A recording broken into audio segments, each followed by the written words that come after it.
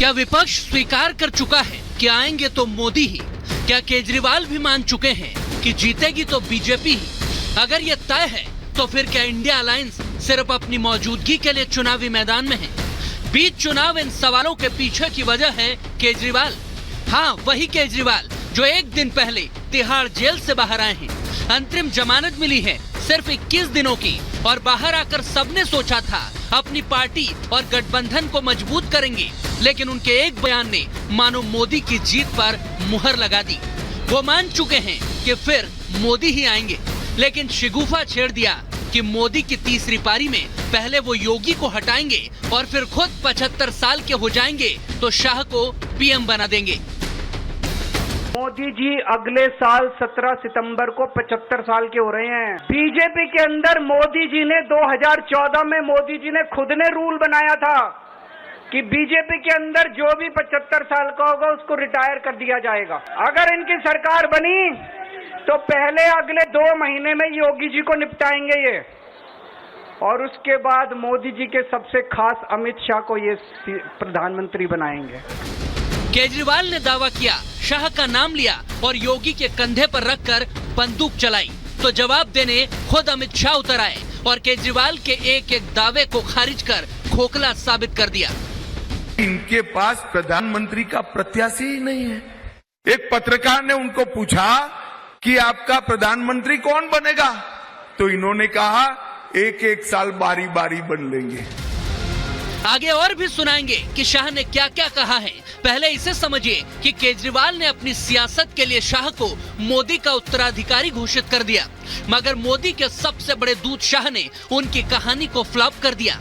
इस बात पर एक बार फिर गौर कीजिए कि 51 दिनों में केजरीवाल ने तिहाड़ में एक स्टोरी बनाई और उसमें अपनी थ्योरी जोड़ दी। केजरीवाल की कहानी के मुताबिक मोदी तीसरा टर्म पूरा नहीं करेंगे, वो 1 साल बाद 75 साल के हो जाएंगे, तो 75 की उम्र में प्रधानमंत्री मोदी को रिटायर होना पड़ेगा। मोदी इस दौरान अपनी गद्दी शाह को सौंप देंगे। मोदी जीतते ही 2 महीने के अंदर योगी आदित्यनाथ को हटा देंगे और वहां पर उत्तर प्रदेश में 2 महीनों के बाद यूपी का सीएम कोई और होगा। ये सब बातें केजरीवाल की हैं, तो क्या बीजेपी में फूट डालने के लिए और जनता को भ्रमित करने के लिए केजरीवाल ने ये कहानी बुनी? मगर इतना तो वो मान चुके हैं कि जीतेंगे मोदी ही, तभी तो ये सब होगा। मतलब अपनी थ्योरी और स्टोरी में भी केजरीवाल मोदी को ही विजेता मान चुके हैं।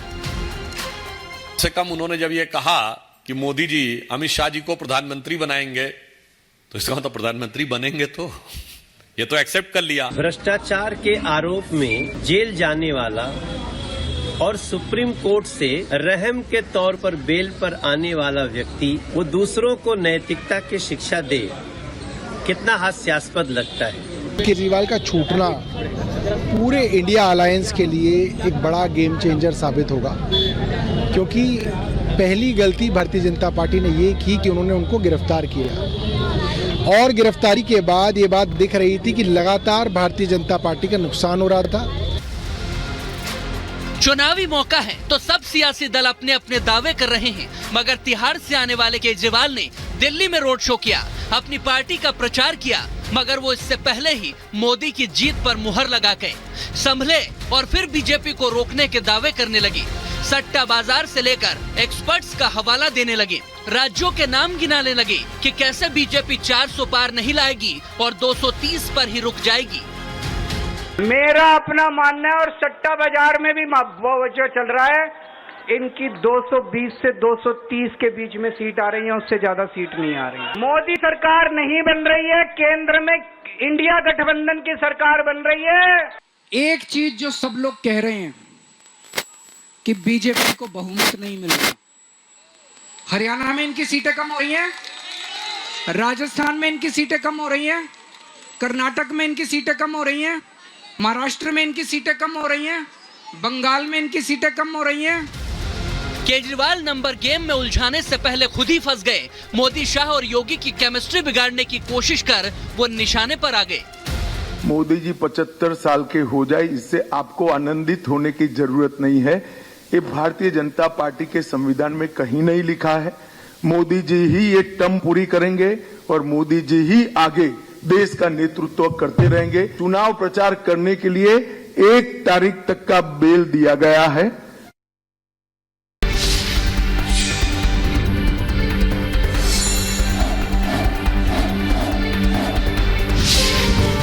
बंगला रोड, एग्जीबिशन रोड, चौराहा, कदमकुआ, उमा सिनेमा हॉल, साहित्य सम्मेलन, ठाकुरबाड़ी रोड होते हुए गांधी मैदान के पास उद्योग भवन जाकर के समाप्त होगा। गृह मंत्री अमित शाह का आज यूपी में तूफानी चुनाव प्रचार रहने वाला है। यूपी के 3 जिलों में हुंकार भरेंगे अमित शाह। सुबह 11:30 बजे प्रतापगढ़ के हीरागंज में चुनावी सभा को संबोधित करेंगे। दोपहर 1 बजे के करीब अमित शाह रायबरेली में वोट की अपील करेंगे। गोंडा में बीजेपी प्रत्याशी के समर्थन में वोट की अपील भी करेंगे। हरियाणा के अंबाला में बीजेपी नेता अनिल विज ने केजरीवाल की जमानत पर कसा तंज कहा। जो जेल गया था वो मुख्यमंत्री अरविंद केजरीवाल गया था और जमानत सिर्फ केजरीवाल की हुई है। मुख्यमंत्री अभी भी अंदर है।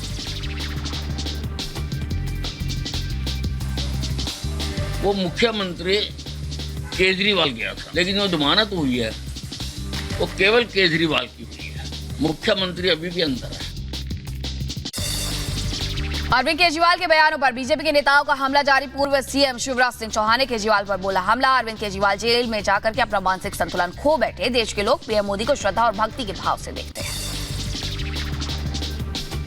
केजरीवाल जी जेल में पहुंचने के बाद अपना मानसिक संतुलन खो बैठे हैं। अभी बेल पर है और केवल चुनाव तक के लिए हैं।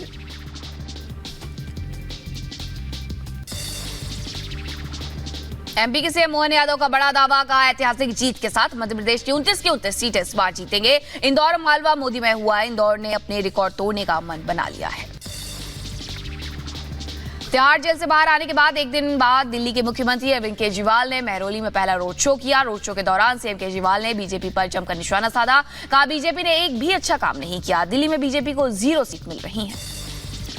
तिहाड़ जेल से बाहर आते ही एक्शन में सीएम केजरीवाल। आज सभी विधायकों की बुलाई बैठक। केजरीवाल के आवास पर जुटेंगे विधायक। माना जा रहा है कि आगामी दिल्ली लोकसभा चुनाव को लेकर के इस बैठक में रणनीति को लेकर के चर्चा होगी। दिल्ली में छठे चरण में 25 मई को मतदान होना है। सीएम योगी आदित्यनाथ आज यूपी के 3 जिलों में करेंगे तूफानी प्रचार। सीतापुर, बहराइच, अमेठी में जनसभा को करेंगे संबोधित। दोपहर 12 बजे के करीब सीतापुर में चुनावी रैली को करेंगे संबोधित। बहराइच में लोकसभा कैसरगंज की आयोजित जनसभा में वोट की अपील करेंगे। 3 बजे के करीब अमेठी में भरेंगे हुंकार।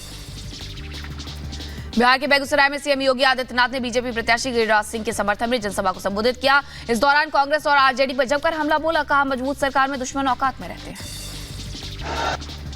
जब मजबूत सरकार होती है तो ऐसे ही दुश्मन अपनी औकात पे रहते हैं। जब मजबूर सरकार होती है तो आतंकवाद सिर चढ़ करके बोलता है। झारखंड के चतरा में पीएम नरेंद्र मोदी ने शनिवार को बीजेपी प्रत्याशी कालीचरण सिंह के पक्ष में एक जनसभा को संबोधित किया। जनसभा को संबोधित करने से पहले पीएम मोदी ने चतरा में लोगों की भीड़ का वीडियो साझा करते हुए लिखा चतरा में चौतरफा उमड़ा जनसैलाब। झारखंड में बीजेपी एनडीए की रिकॉर्ड विजय का जय घोष है। पीएम मोदी के नामांकन से पहले वाराणसी के दशमेश घाट पर बीजेपी का मेगा शो 1000 ड्रोन से लेजर शो के जरिए 10 साल की उपलब्धि दिखाई। ड्रोन शो में काशी विश्वनाथ धाम के बदले स्वरूप के साथ गंगा आरती, नमो घाट, गंगा विलास क्रूज और बीजेपी का चुनाव चिन्ह कमल की आकृति आसमान में दिखाई थी। उत्तराखंड के सीएम पुष्कर सिंह धामी ने यूपी के बहराइच में किया रोड शो। बीजेपी प्रत्याशी आनंद गौड़ के समर्थन में वोट की अपील की। सीएम धामी के रोड शो में उमड़ी हजारों की संख्या में भीड़। बिहार के सीतामढ़ी में सीएम नीतीश कुमार ने एक बार फिर लालू परिवार पर जमकर हमला बोला है। कहा ये लोग कोई काम नहीं करते हैं। 9 बच्चे पैदा किए, बीवी को मुख्यमंत्री बना दिया, बेटा को मंत्री बना दिया। हम लोगों के लिए पूरा बिहार एक परिवार है। आरोप लगा हट गए, आप पत्नी को बनवा दिया। आप जरा बताइए कौन सा आदमी है जी अपने हटता है और अपनी पत्नी को बनवा देता है। यानी कोई पार्टी वार्टी से कोई मतलब नहीं, सबको परिवार से मतलब है। विदेश मंत्री एस जयशंकर ने भारत मंडपम में भारतीय मध्यस्थता का उद्घाटन किया है। इस दौरान कहा है कि आर्बिट्रेट इन मेक इंडिया का एक मुख्य पहलू है और मध्यस्थता विकसित भारत की यात्रा में सहायक होगी। सूरत क्राइम ब्रांच ने मौलवी मामले में एक और आरोपी को गिरफ्तार किया। हिंदू नेताओं को जान से मारने की धमकी देने वाले मोहम्मद अली को गुजरात पुलिस ने बिहार के मुजफ्फरपुर से गिरफ्तार किया। उसके पाकिस्तान से लिंक भी है। पाकिस्तान के एक व्यक्ति के साथ व्हाट्सएप ग्रुप से जुड़ा था। उसी ग्रुप में गुजरात का मौलाना सोहेल खान भी था। जम्मू कश्मीर के पुंछ में हुई भारी बारिश और ओलावृष्टि। मंडी के पहाड़ी क्षेत्र में भारी बारिश और ओलावृष्टि से सेब, पिकानट, अखरोट और नाशपाती जैसे फलों की फसल को नुकसान पहुंचा। आम आदमी पार्टी के विधायक अमानतुल्लाह खान की एक बार फिर मुश्किलें बढ़ गई है। पेट्रोल पंप कर्मचारियों से मारपीट मामले में नोएडा पुलिस ने नोटिस जारी किया है। नोएडा पुलिस का आरोप है कि पेट्रोल पंप कर्मचारियों के साथ मारपीट के मामले में अमानतुल्लाह खान और उनके बेटे जांच में सहयोग नहीं कर रहे हैं। पाकिस्तान समर्थित आतंकी साजिश के खिलाफ एनआईए की ताबड़तोड़ छापेमारी। एनआईए ने जम्मू इलाके के डोडा, किश्तवाड़, रामबन जिलों में 6 जगह पर छापे मारे हैं, जहां से बड़ी मात्रा में साजिश से जुड़े हुए दस्तावेज, डिजिटल डिवाइस बरामद किए गए। और वहीं आपको बताएं, जम्मू कश्मीर पुलिस ने 5 आतंकवादियों के स्केच जारी किए हैं। इन आतंकियों ने उधमपुर जिले के बसंतगढ़ इलाके में पाकिस्तान से घुसपैठ की। बसंतगढ़ मुठभेड़ मामले में पुलिस ने एक आतंकी मददगार को गिरफ्तार भी किया है। पुलिस ने 5 आतंकियों की सूचना देने वाले को 5 से 10 लाख रुपए देने की घोषणा की। गौतम बुद्ध यूनिवर्सिटी के वाटर टैंक में मिली अज्ञात महिला के शव की हत्या का खुलासा। मां और बेटा गिरफ्तार, दोनों ने मिलकर रची थी हत्या की साजिश। यूपी के बुलंदशहर के अनूप शहर गंगा में स्नान कर रहे 3 भाई अचानक डूबे। मौके पर मौजूद पीएससी के जवानों ने 2 युवकों को बचाया। एक युवक पानी के तेज बहाव में डूब गया, जिसकी तलाश जारी है। बदायूं में विवाहिता की संदिग्ध हालत में हुई मौत। मायके वालों ने ससुराल वालों पर लगाया गला दबाकर हत्या करने का आरोप। पुलिस ने शव कब्जे में लेकर के पोस्टमार्टम के लिए भेजा। बदायूं में संदिग्ध परिस्थिति में लापता हुआ एक शख्स का मक्का के खेत में मिला शव। गांव में दहशत का माहौल। 2 दिन से लगातार परिजन कर रहे थे तलाश। पुलिस ने शव कब्जे में लेकर के पोस्टमार्टम के लिए भेजा।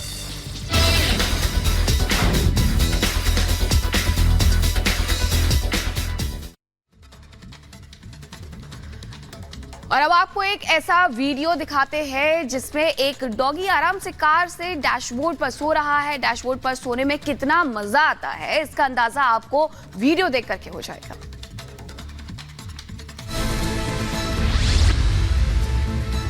कुत्ते की मस्ती करने का वीडियो अक्सर सोशल मीडिया पर वायरल होता है। इसका कारण ये कि कुत्तों को सबसे ज्यादा इंसानी प्यार मिलता है और ये सबसे ज्यादा व्यूज सोशल मीडिया पर बटोरते हैं। आप वीडियो में देख सकते हैं कि कैसे एक डॉगी कार के डैशबोर्ड पर आराम फरमा रहा है। आप इस डॉगी को कार की सवारी का आनंद लेते देख सकते हैं। आपको दिखाई दे रहा है कि डैशबोर्ड पर बैठा डॉगी अपने मालिक को कितने प्यार से देखता है और मालिक के सिर पर थपथपाने के बाद डॉगी फिर से नींद लेने लगता है। और वायरल वर्ल्ड में एक ऐसा ही वीडियो आपको फिर से दिखाते जाए। एक युवक ड्रोन में बैठकर उड़ने का आनंद ले रहा है। ये वीडियो देखकर के आप भी सोच में पड़ जाएंगे कि क्या ऐसा भी संभव है।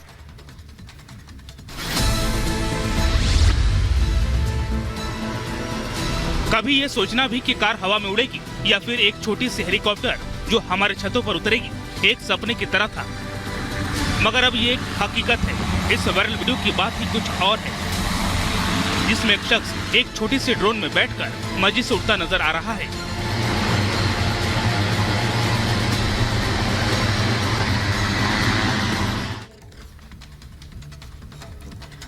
पांडा के बच्चे का एक क्यूट वीडियो